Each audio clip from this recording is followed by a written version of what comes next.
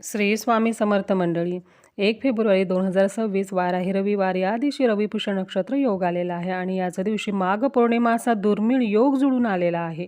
बघा, माघ पौर्णिमा म्हणजे लक्ष्मीनारायणाची सेवा. शिवमहापुराणातील उपाय पंडित प्रदीपजी मिश्रा गुरुजी यांनी सांगितलेला आहे. तर मैत्रिणींनो, प्रत्येकाने आपल्या मुलांकडून हा उपाय करून घ्यावा. तर बघा, रविपुष्य नक्षत्र योग आणि माघ पौर्णिमा असा दुर्मिळ योग जुळून आलेला आहे. पुन्हा असा योग येत नाही.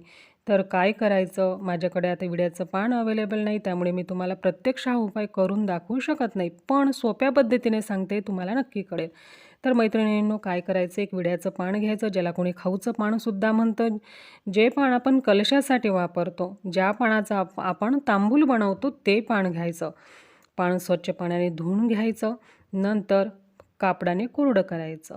त्याच्यानंतर तुम्हाला पानाचा जो सरळ भाग आहे, महू भाग आहे, चोपडा भाग, असा भाग सरळ करायचा आणि त्यावरती चंदनामध्ये अगरबत्तीची काडी बुडवून सर्वप्रथम लिहायचं महादेव, नंतर त्याच्याखाली लिहायचं पार्वती, नंतर त्याच्याखाली लिहायचं सरस्वती. असे 3 अक्षरं, 3 शब्द तुम्हाला लिहायचे आहेत. आणि हे पान, 1 लोटा जल, बेलपत्र, शमीपत्र घेऊन आणि मुलांना, मुलगा असेल मुलगी असेल सोबत घ्यायचं. शिवमंदिरामध्ये जायचं.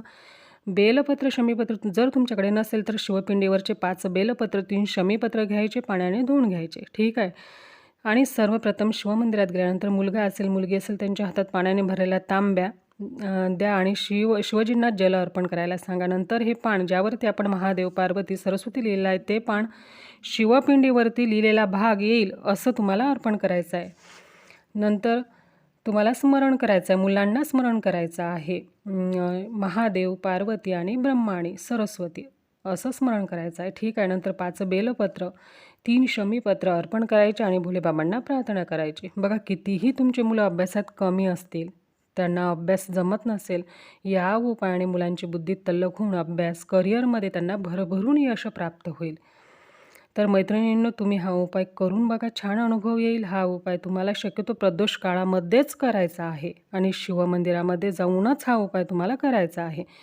बघा, शिवमहापुराणात या उपायाचे वर्णन केलेले आहे. असा हा अत्यंत प्रभावी उपाय आहे. ज्या भक्तांवर भोलेबाबांची कृपा होते, त्या भक्ताला माता सरस्वती नक्कीच प्रसन्न होते आणि जिथे माता सरस्वती तिथे माता लक्ष्मी आपोआपच येते. श्री स्वामी समर्थ. धन्यवाद.